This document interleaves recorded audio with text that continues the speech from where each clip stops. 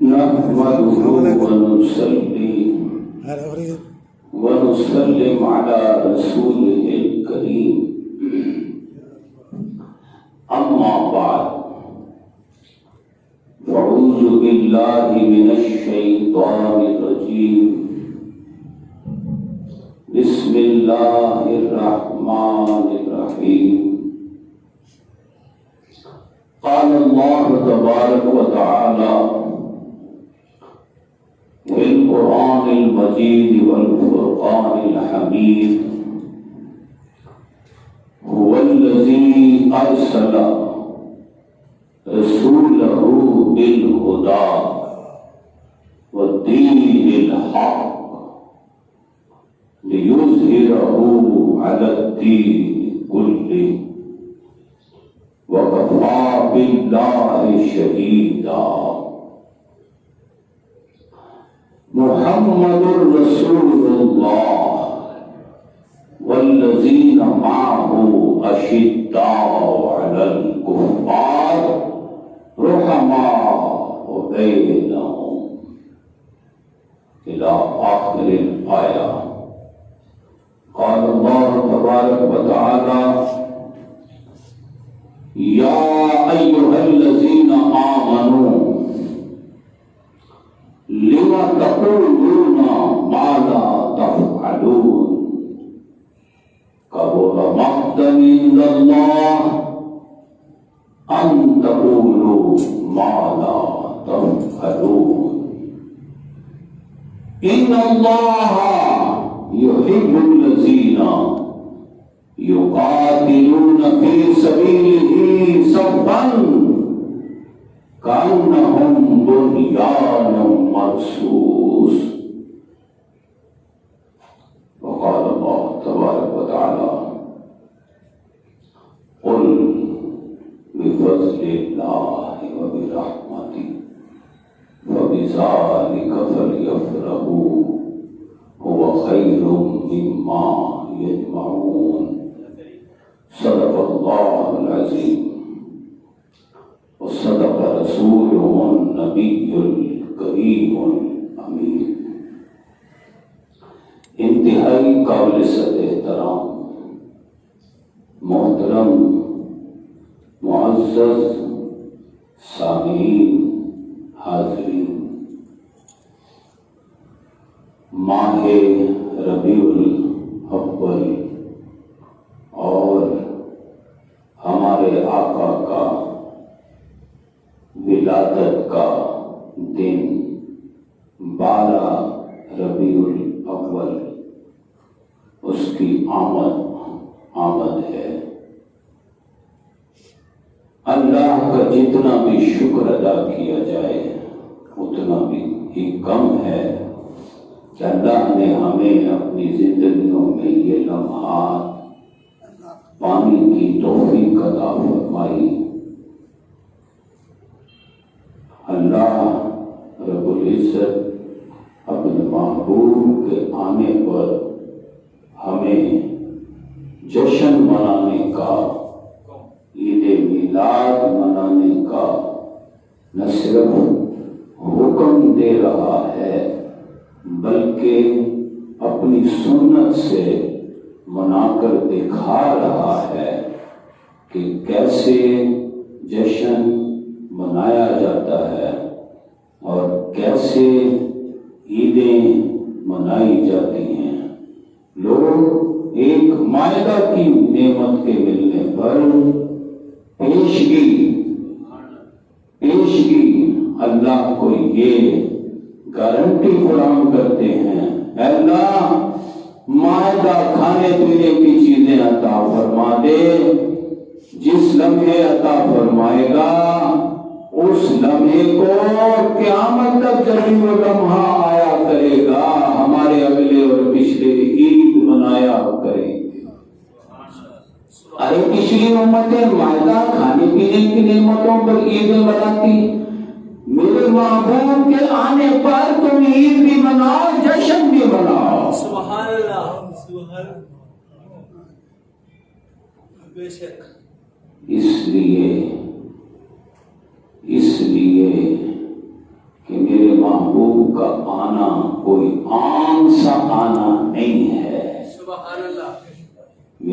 محبوب کا دعوت دینا عام سی دعوت دینا نہیں ہے. بے شک سبحان اللہ. میرے محبوب کا وجود میں آنا بھی آنا ہے. میرے محبوب کا دنیا میں ولادت پانا بھی آنا ہے. میرے محبوب کا نظام زندگی بھی سب سے اعلیٰ ہے. سبحان اللہ سبحان اللہ. اسی لیے تو اللہ حضرت فرماتے ہیں سب سے اعلیٰ و بالا ہمارا نبی.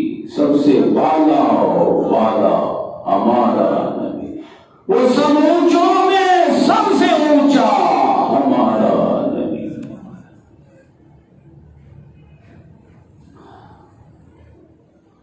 اعلیٰ عرفہ کامل تاجدار انبیاء تاجدار کائنات کی آمد پر ایسا جشن مناؤ وَلْيَفْرَحُوا. ایسا جشن کہ تمام جشنوں کو پیچھے چھوڑ جائے. سبحان اللہ.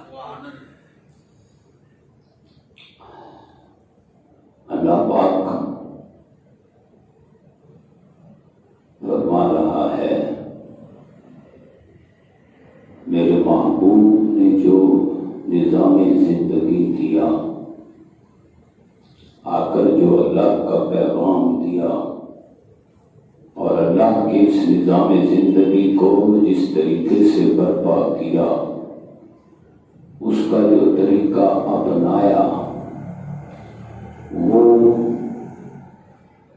اتنا اعلیٰ ہے اتنا مؤثر ہے کہ اب مجھے اپنے حبیب کے آنے پر نبیوں کو بھیجنے کی ضرورت ہی نہیں رہی. سبحان اللہ سبحان اللہ. وہ کام جو میرے محبوب کے آنے سے پہلے انبیاء کرتے تھے میرے محبوب نے وہ کام اس طریقے سے کر کے دکھا دیا کہ کوئی میرے محبوب کا عاشق میرے محبوب کا غلام بس عشق اور غلامی میں سچا ثابت کر دے تو میرے محبوب کا غلام ہی وہ کام کر دے گا جو پہلے انبیاء کرتے تھے. سبحان اللہ سبحان اللہ. ایسے میرے محبوب کے آنے پر جشن مناؤ. لوگ تو مائدہ کھانے پینے کی نعمتوں کے ملنے پر عیدیں منا رہی ہیں. تم میرے محبوب کے ملنے پر عید بھی مناؤ جشن بھی مناؤ. دیکھو میرا محبوب کوئی عام سا محبوب نہیں ہے. میرا محبوب وہ محبوب ہے جب مجھے چاہت ہوئی کہ کوئی مجھ سے محبت کرے. اللہ فرما رہا ہے میں بس حسن و جمال کا خزانہ تھا. کنت کنزا مخفیا میں حسن و جمال کا چھپا ہوا خزانہ تھا. فاحببت ان اعرف جب مجھے چاہت ہوئی کہ کوئی تو ہو جو میرے جلووں کا نظارہ کرے. کوئی آنکھ تو ہو جو میرے جلووں کو دیکھنے کے لیے ترسے. ارے کوئی دل تو ہو جو مجھ سے ملنے کے لیے تڑپے. تو میں نے وہ آنکھ وہ دل جب بنانے کی کا فیصلہ کیا تو فخلقت الخلق تو میں نے سب سے پہلے اپنے محبوب کو بنا دیا. سبحان اللہ سبحان اللہ. اسی لیے ہمارے آقا فرماتے ہیں لوگوں میں دنیا میں آنے میں تو تمام انبیاء کے بعد آیا ہوں لیکن وجود میں آنے میں سب سے پہلے وجود میں آیا ہوں. سبحان اللہ. بے شک. آقا کیسے آپ فرماتے ہیں کنت نبیا. لوگوں میں اس وقت بھی نبی تھا. وآدم بین تھی، ابھی آدم ابھی پانی اور مٹی کے مراحل طے کر رہے تھے تو اس وقت بھی نبی تھا۔ سبحان اللہ، سبحان اللہ، بے شک اللہ نے یہ دنیا بنائی تو سب سے پہلے اللہ نے اپنے محبوب کو بنایا۔ سبحان اللہ، سبحان اللہ، بے شک اللہ نے ڈائریکٹ اپنے نور سے مجھے بنایا اور پھر میرے نور سے ساری کائنات بنائی۔ سبحان اللہ، سبحان اللہ، انا اولہم خلقا، میں وجود میں آنے میں سب سے پہلا ہوں۔ بے شک ہاں وآخرہم بعثا، لیکن دنیا میں آنے میں، دنیا میں ولادت پانے میں تمام انبیاء کرام میرے استقبال کے لیے پہلے آ گئے۔ جب حالات میرے آنے کے لیے تیار ہو گئے تو پھر اس کائنات کا اللہ نے تاجدار بنا کر مجھے مبعوث فرما دیا۔ سبحان اللہ، سبحان اللہ، اللہ اکبر، یا رسول اللہ، وآخرہم بعثا، دنیا میں آنے میں سب سے آخر میں آیا ہوں۔ جیسے ہم دیکھتے ہیں نا، مہمان گرامی آتے رہتے ہیں، پھر خصوصی مہمان آتے ہیں، پھر اور آ جاتے ہیں، پھر اور آتے ہیں، پھر آخر میں جا کر مہمان خصوصی آ جاتا ہے۔ سبحان اللہ، ایسے ہی پہلے کائنات سجائی گئی، بنائی گئی، اسے تیار کیا گیا، اسے اس قابل بنایا گیا کہ اللہ کا محبوب رب العالمین تشریف لائیں۔ سبحان اللہ، وآخرہم بعثا، اور جب آپ آئے دنیا میں آنے کا مرحلہ شروع ہوا، مرحلہ ابھی شروع ہی ہوا، تو اللہ پاک جہاں ہمیں حکم دیتا ہے نا فَلْيَفْرَحُوا، لوگوں تم جشن مناؤ، تو اللہ پاک خود جشن منا کر دکھاتا ہے۔ بے شک جشن مناؤ تو جشن منانے میں لنگر تقسیم کرو، سبحان اللہ، کھانے کھلاؤ۔ اللہ ہم کیسے کھانے کھلائیں؟ اللہ کہتا ہے اپنی حیثیت سے بڑھ کر۔ سبحان اللہ، سبحان اللہ، اگر واقع سے ہو تو بھنے ہوئے چنے ہی پیش کر دو، سبحان اللہ، ہیں سبحان اللہ، مناؤ، حیثیت سے بڑھ کر مناؤ۔ ایک دیگ پکا لو، کوئی 10 پکا لے، کوئی 100 پکا لے، تم اپنی حیثیت سے بڑھ کر مناؤ۔ میری حیثیت تو ساری کائنات پر حاوی ہے، سبحان اللہ، اور مجھے دیکھو میں اپنے محبوب کا جشن کیسے مناتا ہوں۔ فلما حملت، جو ہی میرے محبوب کے آنے کا مرحلہ شروع ہوا، اخضرت الارض، میں نے ساری زمین کو سرسبز کر دیا۔ سبحان اللہ، سبحان اللہ، ہر طرف سبزہ ہی سبزہ ہو گیا، ہر طرف فصلیں لہلہانے لگی۔ بے شک حملت الاشجار، اور تمام کائنات کے سارے درختوں کو پھلوں سے لاد دیا۔ سبحان اللہ، بے شک رزق اور روزی کی اس طرح فراوانی ہوئی کہ تاریخ عرب میں وہ سال، پورا سال فراوانی کا سال قرار پایا۔ تو اللہ پاک اپنے حبیب کے آنے کا نہ صرف جشن منانے کا حکم دے رہا ہے بلکہ منا کر دکھا بھی رہا ہے۔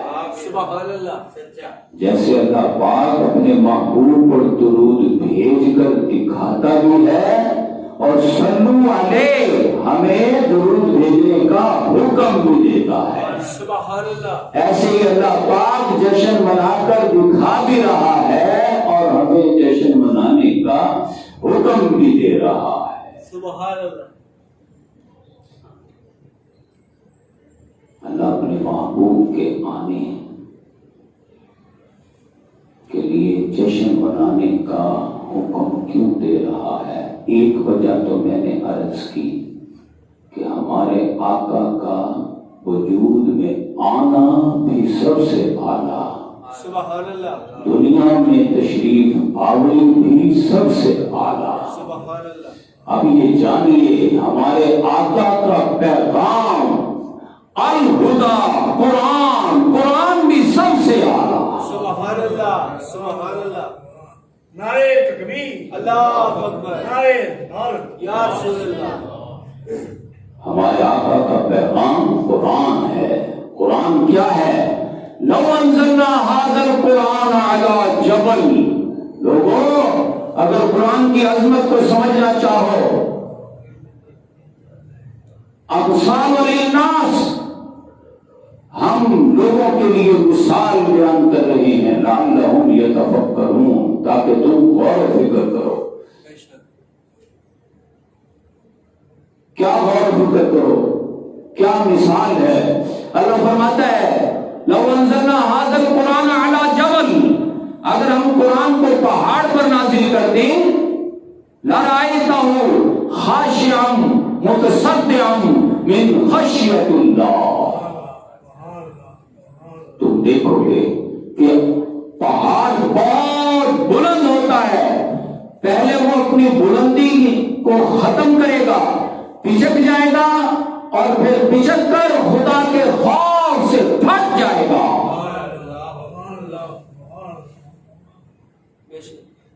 اے میرے محبوب کی جانثارو، اس عظیم قرآن کو اپنے دلوں پر نازل کرو۔ جشن منانے کا وہ طریقہ ہے، لنگر تقسیم کرو، لیکن جشن منانے کا، شکرانہ ادا کرنے کا ایک بہترین طریقہ یہ ہے کہ اس قرآن کی قدر کرو۔ وہ قرآن جو پہاڑوں پر نازل ہو جائے تو وہ پچک کر پھٹ جائے، اس قرآن کو اپنے دلوں پر نازل کرو۔ یہ قرآن انسان کو بدل کے رکھ دیتا ہے، اور بدلا ہوا انسان کائنات کو بدل کے رکھ دیتا ہے۔ سبحان اللہ۔ میرا محبوب ایسا عظیم طریقہ کار، ایک ایسا عظیم اعلی انقلاب لایا ہے کہ جو مجاں در رفت جاں دیگر شبد، جو قرآن کو، میرے محبوب کے لائے ہوئے نظام زندگی کو اپنی زندگی پر طاری کر لے، خود جیتا جاگتا قرآن بن جائے۔ ہمارے آقا نے جیتا جاگتا قرآن بن کر دکھایا، کانا خلق القرآن۔ آپ کے اللہ کو پیارے ہونے کے بعد صحابہ کرام حضرت عائشہ صدیقہ رضی اللہ تعالیٰ عنہ کی خدمت میں حاضر ہوئے، عرض کی اما جان ہمیں ہمارے آقا کے بارے میں کچھ بتائیں۔ آپ نے فرمایا کیوں؟ تم قرآن نہیں پڑھتے؟ کہ نہیں، وہ قرآن تو ہم پڑھتے ہیں، ہم چاہتے ہیں ہمارے آقا کی کچھ ایسی باتیں جو آپ نے دیکھی ہوں زندگی کی۔ آپ نے فرمایا خدا کی قسم کانا خلق القرآن، قرآن پڑھا کرو، ہمارے آقا چلتے پھرتے قرآن تھے۔ سبحان اللہ، سبحان اللہ۔ قرآن سے پڑھ کر اور کیا تم سمجھتے ہو؟ بے شک۔ جشن منانے کا طریقہ ہے کہ لنگروں کا اہتمام کیا جائے، کیونکہ اللہ پاک ساری زمین کو سرسبز کر کے درختوں کو پھلوں سے لاد کر ہمیں بتا رہا ہے کہ میرے محبوب کے آنے پر اس طریقے سے جشن مناؤ۔ لیکن اللہ پاک ساتھ ہی ساتھ یہ بھی کہہ رہا ہے جیسے میرے محبوب نے قرآن عطا کیا، قرآن پر عمل کر کے دکھایا، قرآن کے ذریعے سے نظام بدل کر دکھایا، تم بھی آگے بڑھو، میرے محبوب کے جانثار بنو، اسی طرح قرآن کے ذریعے سے نظام زندگی بدل کر دکھاؤ۔ سبحان اللہ، سبحان اللہ، بے شک۔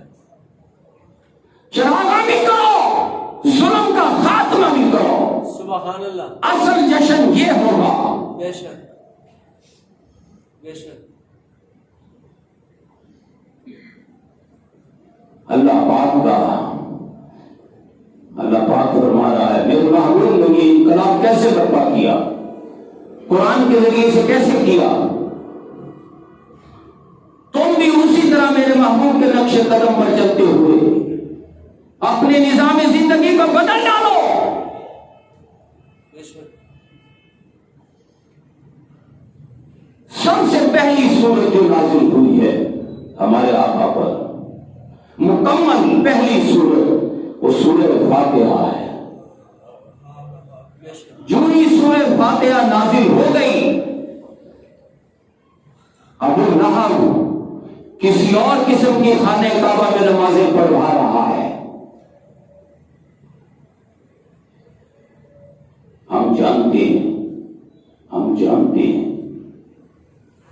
کہ آپ سے بھی 500 سال پہلے، 600 سال پہلے حضرت لقمان اپنے بیٹے کو کہتے ہیں یا بنیا اقیم الصلاۃ، اے میرے بیٹے نماز قائم کر۔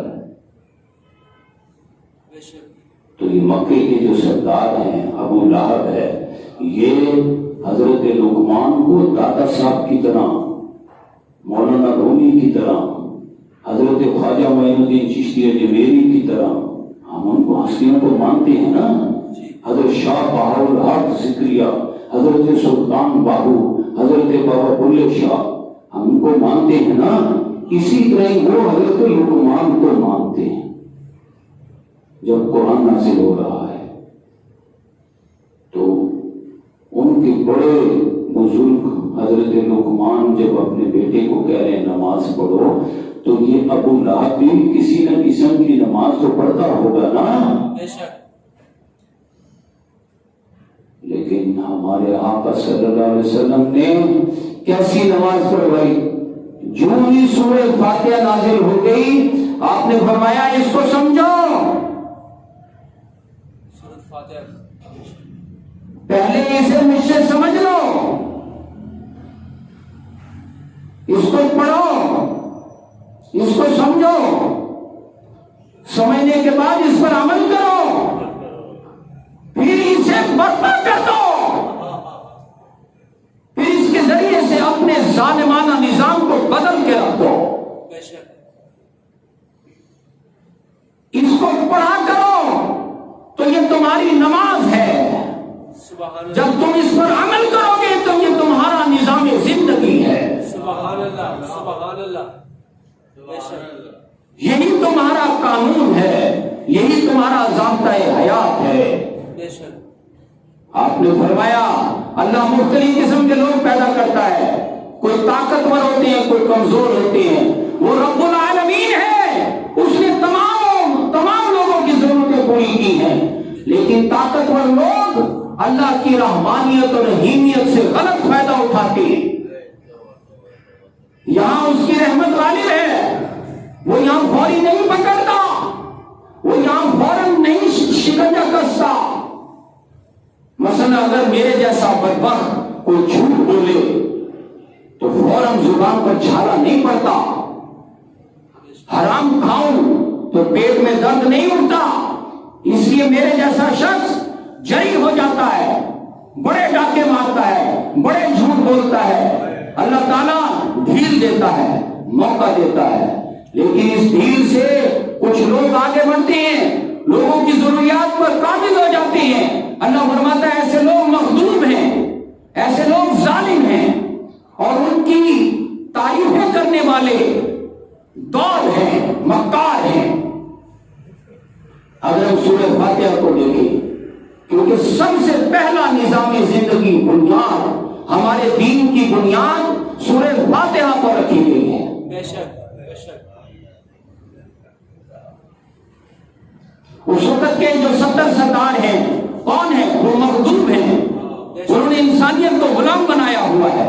بے شک ان کی تعریفیں کون کر رہا ہے؟ ابو لہب ابو لہب اس وقت کا مولوی پیر اس کی تعریفیں کر رہا ہے، اس کو اٹھا کے خانہ کعبہ کا چودھری بنا دیا ہے ان 70 سرداروں کو۔ بے شک ان چودھریوں نے وہاں پر بت رکھ دیے ہیں، ابو لہب ان بتوں کی پوجا کروا رہا ہے۔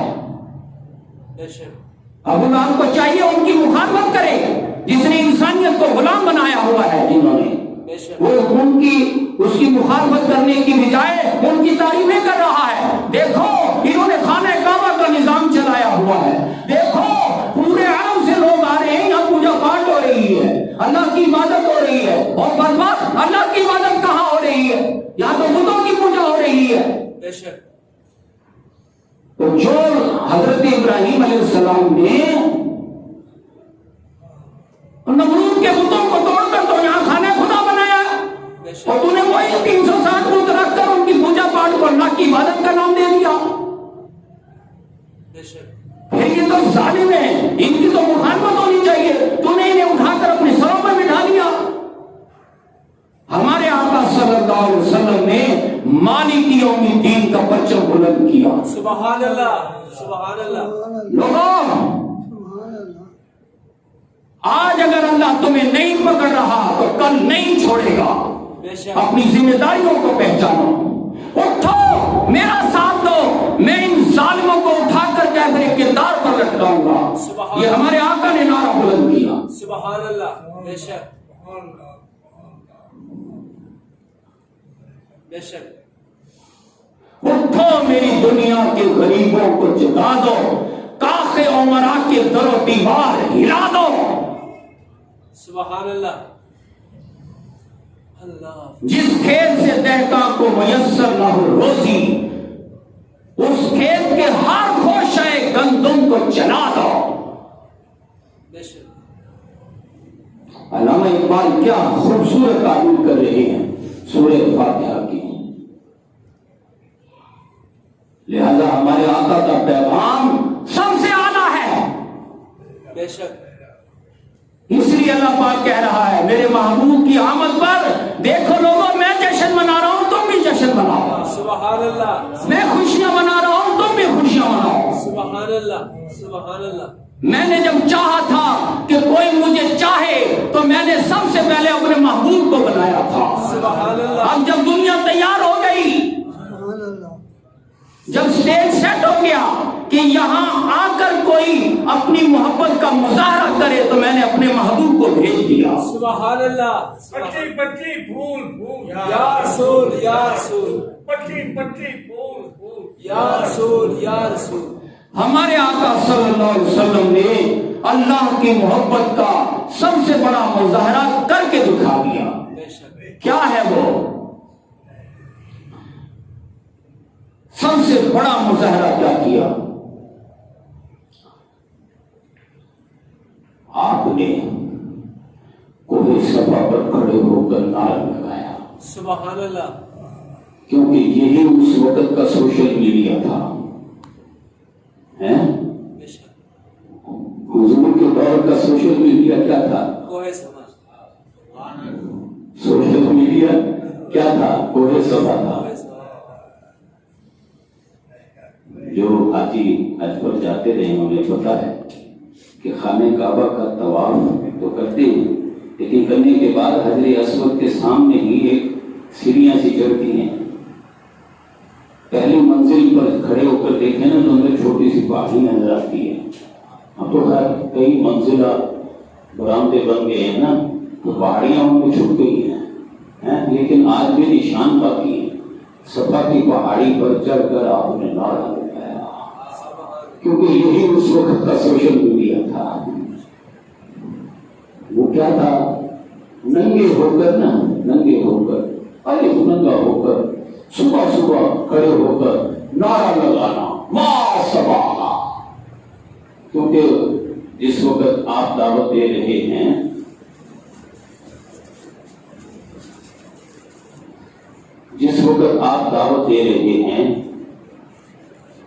اس وقت کا ماحول یہ ہے، روز ساری رات جاگتے ہیں، ساری رات جاگتے ہیں، گل گپاڑے کرتے رہتے ہیں، تھک ہار کے صبح سو جاتے ہیں۔ جو دشمن قوم ہوتی ہے نا، دشمن وہ سرے شام سو کر اور پچھلے پہر اٹھ جاتے ہیں اور ان سوئے ہوئے پر آ کر حملہ کرتے تھے. سو ابھی سب سوئے ہوتے ہیں کہ دشمن آتا ہے اور حملہ کرتا ہے، سوئے ہوئوں کو مار کے یہ فتح پا کر چلا جاتا ہے. تو سب سے بڑا واقعہ تو یہی ہوتا تھا نا کہ کوئی دشمن آ جائے اور حملہ کرے تو اس کی اطلاع کے لیے ایک جاسوس چھوڑے ہوتے تھے.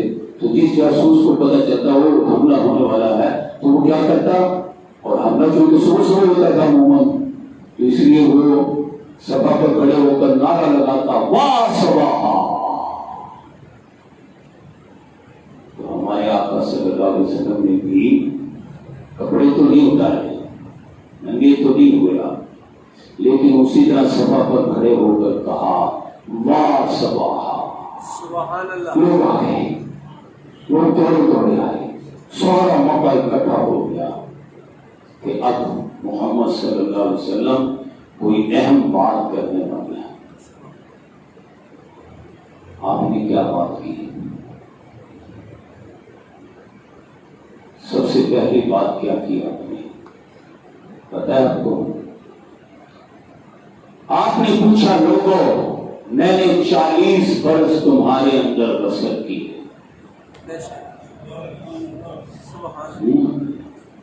میں پیدا یہاں ہوا، پلا پڑا یہاں، میری جوانی یہاں گزری، میری نوجوانی، میرا لڑکپن، میں نے کاروبار یہاں کیا. تم نے مجھے کیسا پایا؟ سبحان اللہ. تم نے مجھے کیسا پایا؟ قربان جائیں اپنے آقا پر. وہ لوگ جو دشمن ہیں، دشمن، اب میں کہہ رہا ہوں نا دشمن ہے تو واقعی دشمن ہے. کیسے؟ جن سے آپ پوچھ رہے ہیں وہ سجن نہیں ہیں تو سگے، ہیں تو سگے لیکن ہیں دشمن. یہ دشمنی کیا ہے؟ ابھی آپ نے دعوت شروع نہیں کی، ابھی تو آپ نے پہلا اعلان کرنا ہے، ابھی دعوت نہیں شروع ہوئی.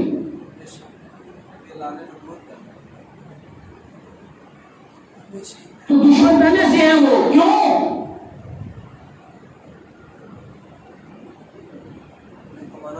اور دشمن کون ہے؟ عوام الناس دشمن نہیں ہے. مکہ کے عام عوام لوگ دشمن نہیں ہیں. چھوٹی کے جو بڑے سردار ہیں نا وہ دشمن ہیں، بڑے چودھری وہ دشمن ہیں. عام عوام الناس دشمن نہیں ہیں. کیوں؟ کیونکہ 40 برس آپ کما کر لا کر ان کی ضرورتیں پوری کرنے کی کوشش کرتے رہے ہیں، غریبوں کی. میں آپ کو بتا رہا ہوں دشمنی کیا ہے. ابھی آپ دعوت نہیں دے رہے، ابھی تو دعوت شروع ہونی ہے. دشمن پہلے سے ہیں وہ. جب آپ کی صداقت کا چرچا ہونے لگا، آپ نے بکریاں چرائیں تو آپ نے جان ماری کر کے ہر ایک کی خدمت کی، صداقت اور امانت کا لوہا بنوا لیا. سبحان اللہ. ہر ایک کی زبان پر محمد اور احمد نہیں ہوتا تھا، ہر کوئی دیکھتا تو صادق اور امین پکارتا تھا. سبحان اللہ. حضرت خدیجہ کے جو خامد فوت ہوئے تو انہوں نے آپ کو چنا. آپ نے کاروبار کیا تو دیکھتے دیکھتے آپ عرب کے بڑے تاجر بن گئے. سبحان اللہ. لیکن آپ نے وہ دولت اپنی آسائش اور اپنی سہولت پر خرچ نہیں کی، اپنے لیے کوئی بہت بڑا محل بنا لیا ہو، نہیں. غریبوں کمزوروں کو دینی شروع کی، ان کے کام آنے لگے. سبحان اللہ. لیکن یہ کوئی صفا والا واقعہ تو بعد میں ہو رہا ہے، میں اس سے پہلے کی بات بتا رہا ہوں. لیکن جو پیسہ ایسے آپ غریبوں کو دے کر جاتے، 70 سرداروں کے چمچے کڑچے بھوکے ننگے ان کو مار پیٹ کر کے لے جاتے، اپنا دھکا جگہ رکھ کر باقی پیسہ سرداروں کو دے دیتے۔ سرداروں نے کہا، اب میں آپ کو دشمنی بتا رہا ہوں، دشمنی کیا ہے؟ سردار کہتے ہیں محمد تم کماؤ غریبوں کو دو، اس کے بعد تمہارا کام ختم، آگے ہمارا کام شروع ہے، ہم جو مرضی کریں، ہم غریبوں کو ماریں چاہے کچھ کریں۔ آپ نے 8-10 نوجوان رکھے بھی تو ہر سردار نے 10 مشتندے رکھ لیے، ایک کے مقابلے میں پھر 70 آ گئے۔ کیا پتا چلا؟ آپ نے وہ کاروبار ہی چھوڑ دیا۔ بے شک یعنی کیا بس کیا؟ وہ کاروبار چھوڑ دیا، کاروبار تو آپ پہلے بھی اپنے لیے نہیں کر رہے تھے، غریبوں کو غریبوں، مزدوروں، کسانوں، بیواؤں، حاجت مندوں، ضرورت مندوں، بیماروں، بھوکوں، ننگوں کی مدد کے لیے کر رہے تھے۔ لیکن جب وہ مقصد حاصل نہ ہوا، آپ ادھر پیسے دے کے جاتے ہیں، ادھر وہ چھین کے لے جاتے ہیں مار پیٹ کے۔ انہوں نے کہا کماؤ گے تم، کھائیں گے ہم۔ آپ نے مقابلہ کرنے کی کوشش کی تو وہ دشمن بن گئے۔ تو آپ نے وہ کاروبار ہی چھوڑ دیا۔ بے شک غارِ ہیرا گئے، وہاں قرآن نازل ہوا۔ جب قرآن نازل ہوا تو اب آپ قرآن کی دعوت دینے کے لیے کوہ صفا پر کھڑے ہوئے۔ سبحان اب اللہ، مجھے تو اندازہ ہے نا اس نے کیا کہنا ہے۔ بے شک اندازہ ہے، بے شک انہوں نے تو دشمنی کرنی ہے نا، بے شک انہیں تو پتہ ہے اس نے غریبوں کی بات کرنی ہے، اس نے ظلم و ناانصافی کے خاتمے کی بات کرنی ہے۔ بے شک ہم نے جو عظیم اکثریت کو غلام بنایا ہوا ہے، اس نے ان کی آزادی کی بات کرنی ہے۔ بے شک ہم نے جو یہاں ظلم و ستم کا بازار گرم کیا ہوا ہے، اس نے اس کے خاتمے کی بات کرنی ہے۔ بے شک لہذا جو آپ نے بلایا با صبا، نعرہ لگایا صبا ہے، آپ نے پوچھا مجھے کیسا پایا؟ انہوں نے کہا محمد ہم نے آپ کو الصادق اور الامین پایا۔ سبحان اللہ، سبحان اللہ، نعرے تکبیر، اللہ اکبر، نعرے رسالت۔ یا رسول اللہ۔ اللہ فرما رہا ہے لوگوں، میرے محبوب، میرا محبوب جو کہ صادق بھی ہے اور الامین بھی ہے، اس کے آنے پر جشن مناؤ۔ سبحان اللہ، سبحان اللہ، میں خود جشن منا کر دکھا رہا ہوں، تم بھی میرے محبوب کے آنے پر جشن مناؤ۔ سبحان اللہ، اللہ نے کیسے جشن منایا؟ وہ نگر تقسیم کرنے کی میں بات کر چکا ہوں۔ حضرت آمنہ آپ کی والدہ ماجدہ سلام علیہا فرماتی ہیں فلما بدأت، جب حضور کی ولادت ہوئی اچانک خرج معہ نور، ایک ایسا نور چمکا کہ فاضا بین المشرق والمغرب، پوری کائنات نور سے منور ہو گئی۔ سبحان اللہ، نعرے تکبیر، اللہ اکبر، نعرے رسالت۔ یا رسول اللہ۔ پتا چلا حضور کی آمد پر جشن منانا اور چراغاں کرنا یہ اللہ کی سنت ہے۔ سبحان اللہ، سبحان اللہ، بے شک اب میں کیسے جشن مناؤں؟ اللہ نے تو جشن منا لیا، میں کیسے جشن مناؤں؟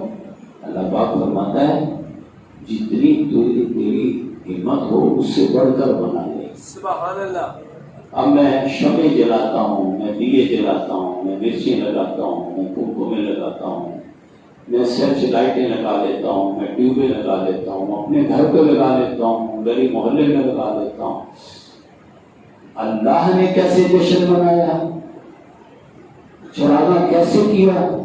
حضرت فاطمہ جو کہ حضرت عثمان کی باتیں ہیں فرماتی ہیں رأیت النجوم، میں نے جو آسمان کے ستاروں کو دیکھا تو وہ اتنے قریب آ گئے تھے، حتیٰ ظننت انہا تقاطع علیہ، مجھے ڈر لگنے لگا کہ کہیں ہم پر گرے نہ جائیں۔ سبحان اللہ۔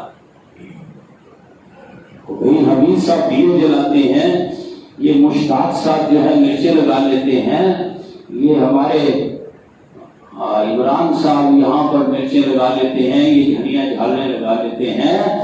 اللہ پاک نے فرمایا یہ ساری زمین ہی میری زمین ہے، کیسے جشن مناؤ؟ آسمان کے ستاروں کو پکڑا اور زمین پر کنکمے بنا کر یہاں کی ہر شے کو روشن کر دیا۔ اللہ اکبر، یا رسول اللہ، یا علی، یا علی۔ اللہ کیوں جشن منا رہا ہے؟ اس لیے منا رہا ہے میرے محبوب جیسا کوئی ہے ہی نہیں، میرا محبوب سب سے اعلیٰ ہے،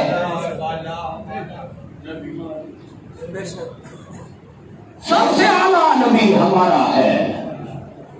اللہ پاک فرما رہا ہے میرے محبوب نے آ کر انسانیت کو وہ طریقہ سمجھایا، وہ میتھڈولوجی دی، وہ ضابطہ حیات دیا، وہ طریقہ قانون دیا، وہ اصول دیا، وہ طرز عمل دیا، وہ جدوجہد کا وہ طریقہ دیا کہ اگر میرے محبوب کے جانثاروں نے وہ اب طریقہ اپنا لیا تو اللہ نے نبیوں کو بھیجنا بھی بند کر دیا۔ جو کام نبیوں کے ذمہ ہوتا تھا وہ کام ہمارے آقا کے جانثار کرنے لگے۔ سبحان اللہ، سبحان اللہ۔ میرے محبوب کا طریقہ اتنا اعلیٰ ہے کہ اگر کوئی میرے محبوب کا امتی اپنے آقا کے نقش قدم پر چل کر دکھا دے تو میں پہلے لاکھوں نبی بھیجتا رہا ہوں اور مجھے نبیوں کو بھیجنے کی بھی ضرورت نہیں رہتی، چونکہ میرا محبوب اتنا اعلیٰ طریقہ دے رہا ہے، میرے محبوب کے آنے پر جشن رہا ہو۔ سبحان اللہ، یا رسول، یا رسول، یا رسول، یا رسول۔ جشن کا طریقہ کیا ہے؟ سورہ فاتحہ۔ سبحان اللہ۔ سورہ فاتحہ میں آپ نے انسانوں کو سبق دیا۔ مکہ کے 7-8 ہزار میں سے یہ 60-70 ہی تو تھے نا جو بڑے سردار بن کر بیٹھ گئے تھے اور انہوں نے انسانیت کو غلام بنا لیا تھا، تو عظیم اکثریت غلاموں کی تھی۔ آپ نے غلاموں کو کہا غلاموں آؤ سورہ فاتحہ پڑھو، سورہ فاتحہ سمجھو، اس کو پڑھا کرو، یہ تمہاری نماز ہے، اس پر عمل کرو، یہ تمہاری عبادت ہے۔ سورہ فاتحہ کیا ہے؟ یہ 70 سردار مغضوب اور دار بن کر بیٹھ گئے ہیں، ان کے مولوی نے خانہ کعبہ میں بتوں کی پرستی شروع کر دی ہے، میرا ساتھ دو، میں اس ظالموں مکاروں کی مخالفت کروں گا، تم میرا ساتھ دو۔ میرا ساتھ دینے میں اللہ کی محبت کا مظاہرہ کرو۔ سبحان اللہ۔ جب ہم اللہ کی محبت کا مظاہرہ کر چکیں گے اللہ ہماری مدد کرے گا، اللہ کی مدد سے ہم ان ظالموں کو اڑا کے رکھ دیں گے۔ سبحان اللہ، اللہ اکبر، یا رسول اللہ۔ یہی ہوا بدر میں، سبحان اللہ، یہی ہوا۔ بے شک لوگوں نے کھڑے بیٹھے لیٹے ہر حال میں سورہ فاتحہ پڑھنی شروع کر دی۔ سبحان اللہ۔ میں آپ کو بتا رہا تھا سینکڑوں سال پہلے حضرت لقمان کہہ رہے ہیں نماز پڑھا کرو، جیسے آج ہمارے دادا صاحب رحمۃ اللہ علیہ کشف المحجوب میں کہیں نماز پڑھا کرو تو ہم نماز پڑھتے ہیں، ایسے ہی سرداروں کے بڑے رہنما حضرت لقمان کہہ رہے ہیں نماز پڑھا کرو، تو نماز تو وہ پڑھتے تھے نا، بتوں کی پوجا وغیرہ کو اپنی نماز بنا لیا تھا، تو ہمارے آقا نماز کراتے ہیں سورہ فاتحہ کو پڑھنا، اس کو سمجھنا، کھڑے بیٹھے لیٹے ہر حال میں پڑھنا، اور پڑھ کر کیا کرو؟ ظلم کے خلاف کلمہ حق بلند کرو۔ سبحان اللہ۔ اس میں جب آپ نے بلند کیا سورۃ صفا پر تو آپ نے کیا، آپ نے کہا مجھے کیسا پایا؟ سب نے کہا ثابت اور نہیں پایا۔ آپ نے کہا اگر یہاں میں کہوں کہ ادھر فوج کھڑی ہے اور وہ حملہ آور ہو جائے گی تو تم یقین کرو گے؟ کہاں؟ کیوں ہوں؟ اس لیے کہ آپ نے کبھی جھوٹ بولا ہی نہیں۔ سبحان اللہ، سبحان اللہ، پہلے آپ نے اپنی صداقت کا دہا بنایا، سبحان اس کے اللہ، بعد آپ نے فرمایا لوگوں کلکم بنو آدم، تم سب ایک آدم کی اولاد ہو، برابر ہو، سبحان اللہ، لہذا جو آقا اور سردار بنے بیٹھے ہیں وہ اپنی آقائیت اور سرداریت ختم کر دیں اور انسانیت کو، سب غلاموں کو آزاد کر دیں، سبحان اللہ، سبحان اللہ، کیونکہ اللہ نے تم سب کو برابر پیدا کیا ہے۔ بے شک، بے شک، جب آپ نے یہ کہا تو سرداروں نے ہڑبڑ مچا دی، ہڑبڑ مچا دی، بھاگ گئے۔ اللہ پاک نے اپنے حبیب سے فرمایا پہلے تو اے میرے محبوب تم نے سارے مکے کو بلا لیا تھا، وہ 13 قبیلوں کو اکٹھا کر لیا تھا، انہوں نے تو آپ کی بات نہیں مانی، تو اپنے قبیلے والوں کو اکٹھا کرو، یعنی بنو ہاشم کو ہی بلا لو، انہیں دعوت دو، انزل عشیرتک الاقربین۔ غور سے سنیں ذرا الفاظ، جب ظلم ہوتا ہے نا، جیسے آج کل ظلم ہے، 23 کروڑ عوام میں سے 11 کروڑ کو تو دوسرے وقت کی روٹی نہیں مل رہی، بے شک، اس سے بڑا ظلم کیا ہوگا؟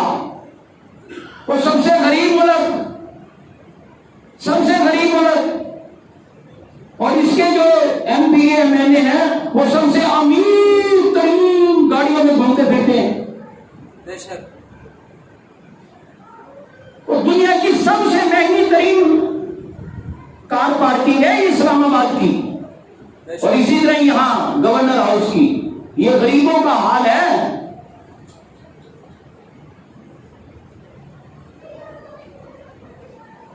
ظلم کی انتہا ہو گئی۔ ہمارے آقا صلی اللہ علیہ وسلم فرما رہے ہیں کہ لوگوں دیکھو میں تمہارے لیے قرآن لے کر آیا ہوں، قرآن تمہاری زندگی بدل سکتا ہے، سبحان اللہ، بس قرآن کے ذریعے سے انسان بدلتا ہے، اور یہ تبدیلی نماز کے ذریعے سے ہوتی ہے، سبحان اللہ، یہ تبدیلی نماز کے نماز کے ذریعے سے ہوتی ہے، اور نماز کی روح نماز سورہ فاتحہ ہے، بے شک، سورہ فاتحہ کے ذریعے سے ہوتی ہے۔ سورہ فاتحہ ہمارے سامنے آبجیکٹو رکھتی ہے، مکتوبوں اور دانوں کی مخالفت میں اللہ کی محبت میں مارے کھانا ہے، بے شک، تکلیفیں اٹھانا ہے، سبحان اللہ، اپنے آقا کے نقش قدم پر چلنا ہے، سبحان اللہ، بس یہ سلسلہ جاری رہتا ہے، جاری رہتا ہے۔ بے شک، بالآخر ایک اصول اللہ پاک عطا فرماتا ہے، قُلْ إِن كُنتُمْ تُحِبُّونَ اللَّهَ۔ یہ ساری محبت کا کھیل، یہ سارا محبت کا کھیل ہے۔ اے لوگوں، اگر تم اللہ سے محبت کرنا چاہو تو پتہ نہیں تم اللہ سے محبت کر سکو یا نہ کر سکو، اس کی کوئی گارنٹی نہیں ہے، اس کی کوئی گارنٹی نہیں ہے، گارنٹی نہیں ہے کہ تم اللہ سے محبت کرنے لگو اور تم اللہ سے محبت کرنے میں کامیاب بھی ہو جاؤ، اس کی کوئی گارنٹی نہیں۔ ہاں ایک بات کی گارنٹی ہے، فَاتَّبِعُونِی، میرے محبوب کے غلام بن کر دیکھو، سبحان اللہ، میرے محبوب کا سورۃ فاتحہ والا ساتھ دے کر دیکھو، جو یہ مغضوبوں دانوں کے خلاف ایک جد و جہد شروع کرنا چاہتا ہے، اس کا ساتھ دے کر دیکھو، اس کی غلامی میں آ جاؤ، اس کا کلمہ پڑھو، اس کے ساتھ محنت کرو. دیکھو میرا محبوب مارتا نہیں ہے کسی کو، سبحان اللہ. گالیاں نہیں دیتا. ارے وہ گالیاں کھاتا ہے، بے شک. وہ مارتا نہیں ہے، وہ مار کھاتا ہے. وہ کسی کو لوٹتا نہیں ہے، خود لوٹتا ہے. بے شک. بے شک. میرے محبوب کی اتباع کر کے دیکھو. اگر تم میرے محبوب کے سچے غلام بن گئے تو تم چلے تھے مجھ سے محبت کرنے، وہ تو تمہیں پتا نا ملتی کہ نہ ملتی. میرے محبوب کے غلام بن کر دیکھو، یحببکم اللہ، اللہ تم سے محبت کرے گا. سبحان اللہ. یہ گارنٹیڈ ہے، بے شک. گارنٹی ہے اس بات کی. تم میرے محبوب کے غلام بن کے تو دیکھو، اللہ تم سے محبت کر کے رہے گا. سبحان اللہ. سبحان اللہ. پتی پتی پھول پھول یا رسول یا رسول پتی پتی پھول پھول. یا رسول یا رسول. من کانا یرجو لقاء اللہ، جو کوئی چاہے کہ میں اللہ سے محبت کروں، اللہ کے جلووں کا نظارہ کروں. اللہ فرماتا ہے ان اجل اللہ لآت، اسے یقین رکھنا چاہیے کہ وہ اللہ سے ملاقات کر کے رہے گا. کیسے کیسے؟ اس کا ایک طریقہ ہے، فقیراں تاب مسجد صف کشیدہ. جب تک فقراء مساجد میں صف آرا رہے، ملازم پیشہ نہیں، پیشہ ور نہیں.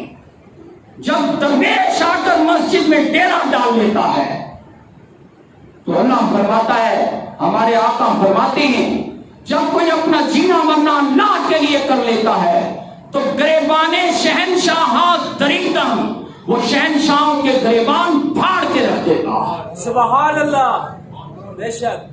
لیکن کہے جو اندہ حسن غریبے،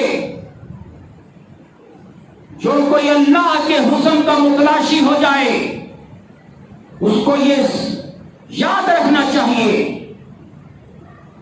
خطیب منبر روح صلیب، وہ ایک ایسے خطیب کی صورت میں ظاہر ہوگا جس کا منبر اس کے لیے جان شہادت نوش کرنے کا ذریعہ بنے گا.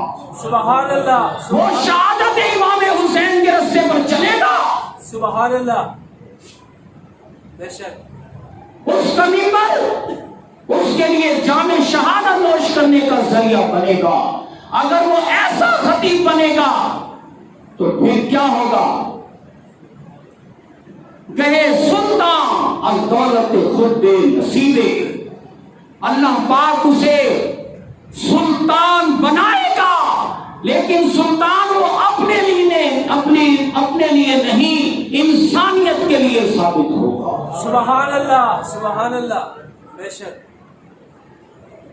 کیونکہ مرد مومن اپنی بادشاہت قائم نہیں کرتا، اللہ کی بادشاہت قائم کرتا ہے. سبحان اللہ. نگیرم گر مرا بخشے خدائی، اگر اللہ خدائی دینا چاہے تو مرد مومن اللہ سے خدائی نہیں دیتا، بلکہ خدا کی خدائی کو خلق خدا کے لیے استعمال کرتا ہے. سبحان اللہ. وہ جام شہادت نوش کرتا ہے، لیکن حضرت عمر رضی اللہ تعالی عنہ پوری دنیا کے معلوم حد تک فرما روا ہیں، لیکن اپنے لیے لیٹتے ہوئے زمین پر چادر نہیں بچھاتے، ننگی ریت پر لیٹ جاتے. سبحان اللہ. سبحان اللہ. اس ڈر سے کہ اللہ پوچھے گا عمر کیا تیری ساری خلقت میں ہر ایک کو چادر نصیب ہو گئی تھی؟ اللہ. اگر کوئی شخص بغیر چادر کے لیٹ رہا ہے تو اللہ عمر کا گریبان پکڑ کر پوچھے گا عمر تو کیسے لیٹ گیا؟ اللہ اکبر. اللہ. ایسا پیارا نظام اللہ فرما رہا ہے، میرا محبوب لے کر آیا ہے انسانیت کے لیے. انسانوں میرے محبوب کے آنے پر جشن مناؤ. اللہ پاک ہمیں اپنے آقا کا جشن تمام جشنوں سے زیادہ بنانے کی توفیق عطا فرمائے. آمین. سبحان اللہ.